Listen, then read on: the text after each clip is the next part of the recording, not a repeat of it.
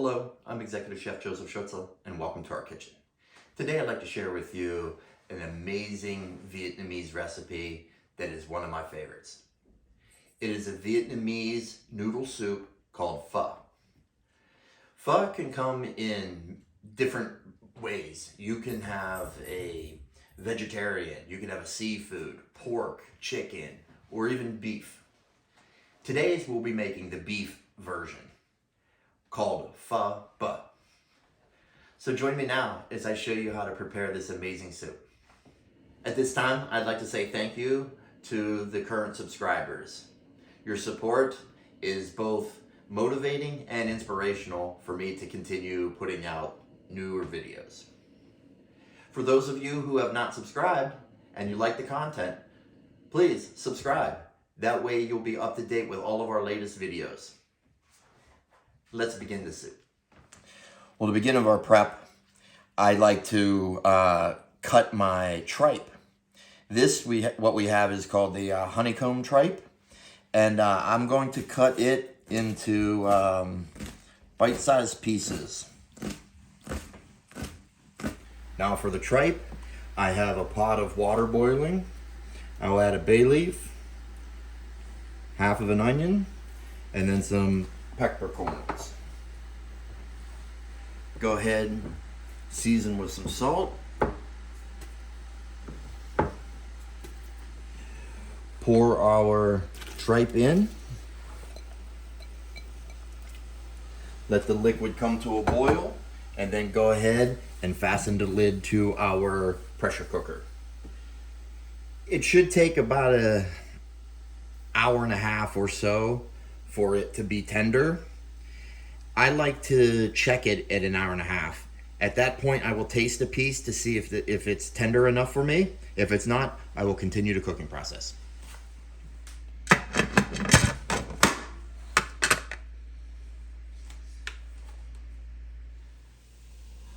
For the tendon, I have a pot of boiling water. I will add some sea salt. Now let's go ahead and add the tendon. Now we're going to blanch these for about 5 minutes. There's the tendon. It is a lot stiffer and harder right now. So now what we want to do is we will take this and strain it, discard the water, rinse the tendon under cold water, and then we're gonna wash this pot out because we're gonna reuse the pot when cooking the tendon. Now that we rinsed off the tendon, we wanna cut it. So we're gonna cut them into chunks about 3/4 of an inch or so.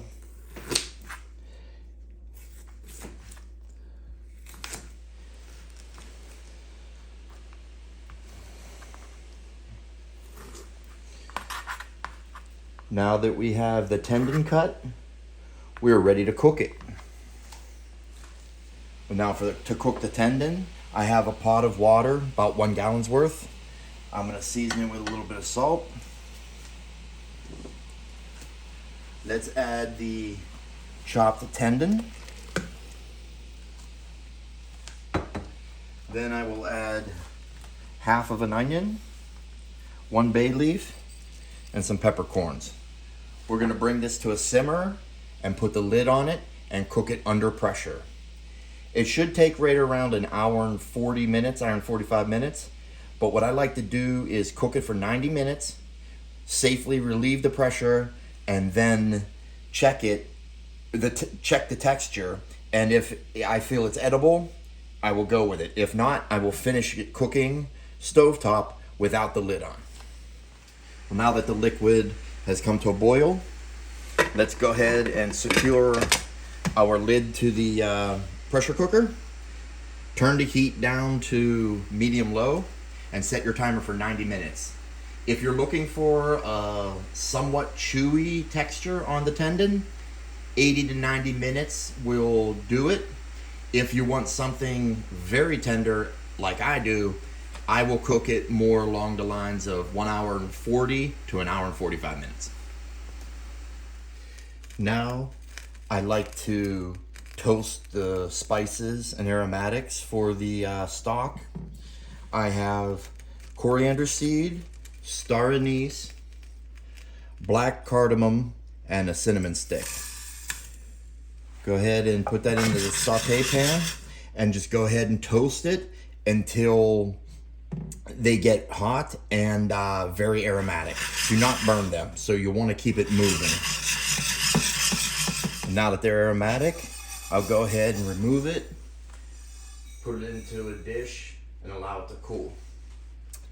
Put the pan back to the heat and let it get very hot, almost to the smoke point. Now, the pan being hot, I will add a touch of oil. Very little. Enough to hit a little bit around the pan. And go ahead and take it half an onion and go ahead and start charring it. Add your ginger. And we're looking to get a nice char on it. 3, 2, 1. Now I got nice color on the onion. I'll go ahead and flip it. My ginger. Now this is an optional step. What I like to do is throw some lemongrass into here.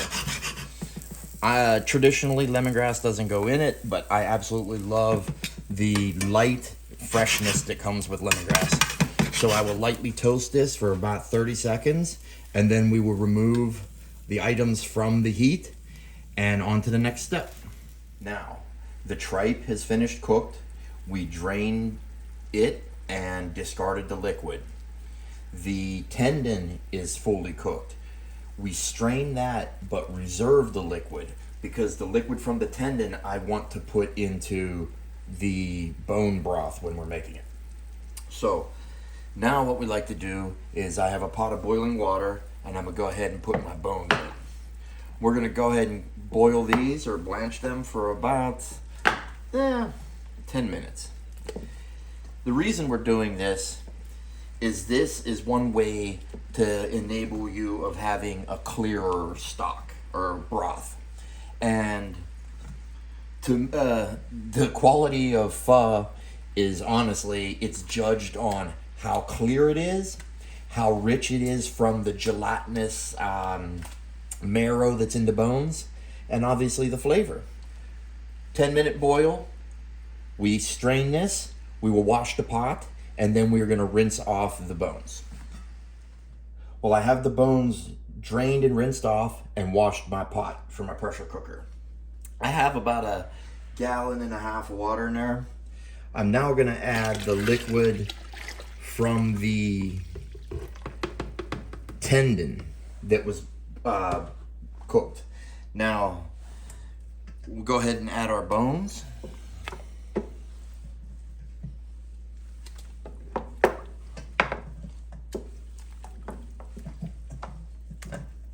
I have some veal bones that I'm mixing in because that's what I had in the freezer. So we'll go ahead and add that. Now I would like to add my fish sauce. Go ahead and add our spices and vegetable. We have our onion, the lemongrass, which is optional. I got my charred ginger, the coriander seed, black cardamom, star anise, and cinnamon. Also, one piece that fell in there, you may have not saw it. It is called rock sugar. It is used as candy in Asia. Big chunks of sugar, just like one chunk of that. And then finally, in the traditional recipe, it requires dried peanut worm. I could not find any locally, and to source it online was extremely expensive. So I saw a variation where we can add dried shrimp. So we'll add that. We're gonna bring this to a simmer, put on the lid, reduce the temperature to low, and just allow it to simmer for 4 to 6 hours. Now I noticed that the water for the stock is beginning to simmer. I turned the temperature down to the absolute lowest setting, and then I'm gonna set my top on the pressure cooker. Lock it, everything's good to go. Now I'm just gonna set my timer for 6 hours. Well, here we are after 6 hours of pressure cooking.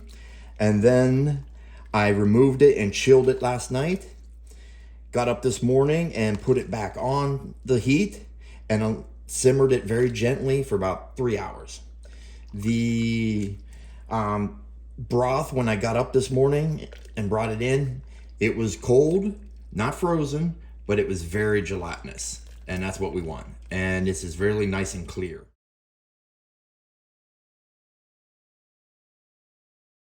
So the next step will be to strain this and get out any other additional impurity as well as the bones.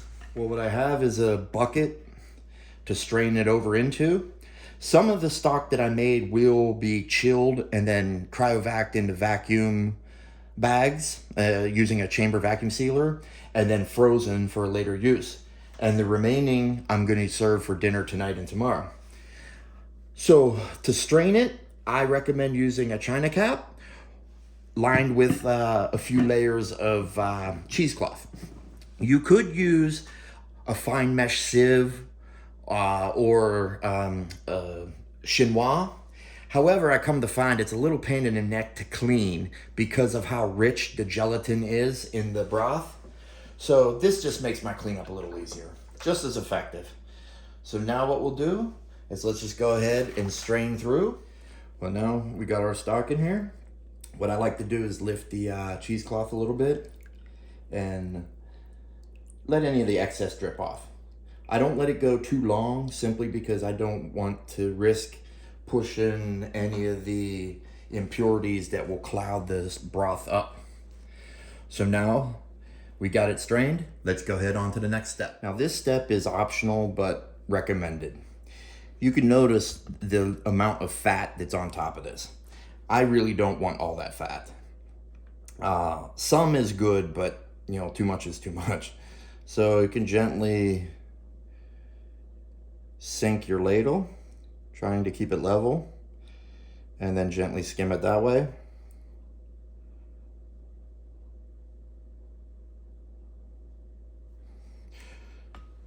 And we'll discard it.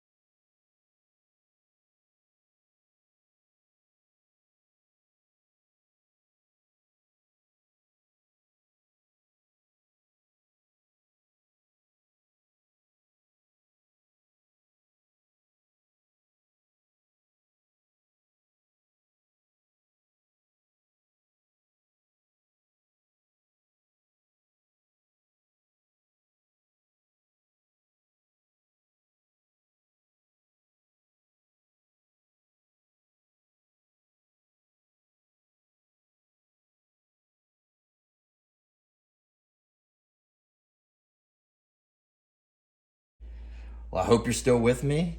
We're at the final step. At this time, I like to keep the broth on low heat. You may be able to see some steam coming up.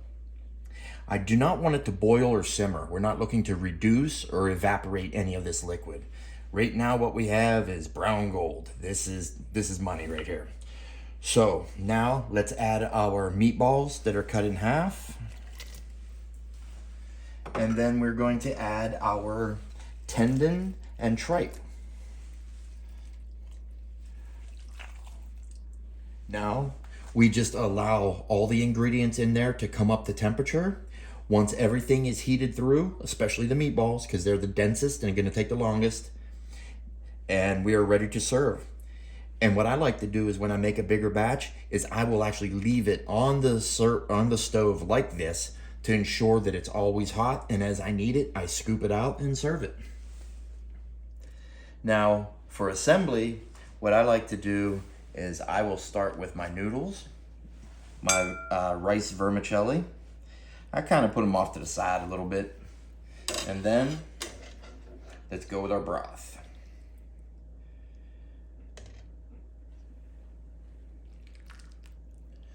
My little meatballs, I kind of pile in one little section there. And as you're grabbing your broth, be certain to get some of that beautiful tripe and tendon. Go. Next, I like to put my beef. I'm using beef tenderloin. I will just lay it here, kind of shingle it. Don't worry about it being raw. The hot soup will definitely cook it. Now, condiments you could serve on the side or on it. Scallions I like to put on just because it gives a little bit of color to it. And then that as it steeps in this hot liquid, the scallion will actually put some onion flavor into it. And let's go with some Thai chili. Throw a couple red ones in there for color. Then Thai basil. The Thai basil, I will just, let's throw it right here. Now as we mix everything will get put together. And then add a lime. And there you have Phở Broth. Well, finally completed. I know it's a bit of a lengthy process, but I can assure you it is worth the journey. It is a fantastic soup, a lot of flavor, very rich. Unfortunately, there are no real shortcuts for it. There are some ways, I guess, you can do workarounds. However, it is not going to compare to the original, I can assure you that. You know, using a bouillon cube for your stock and then adding unflavored beef gelatin, yeah, you might get a similar texture, but at the end of the day, from the aromatics that were toasted and added to it, and then the cooking process, it just will not compare. Well, I hope you enjoyed today's presentation, and give it a shot, give it a try. Let me know what you think. Thank you again for joining us. Yo,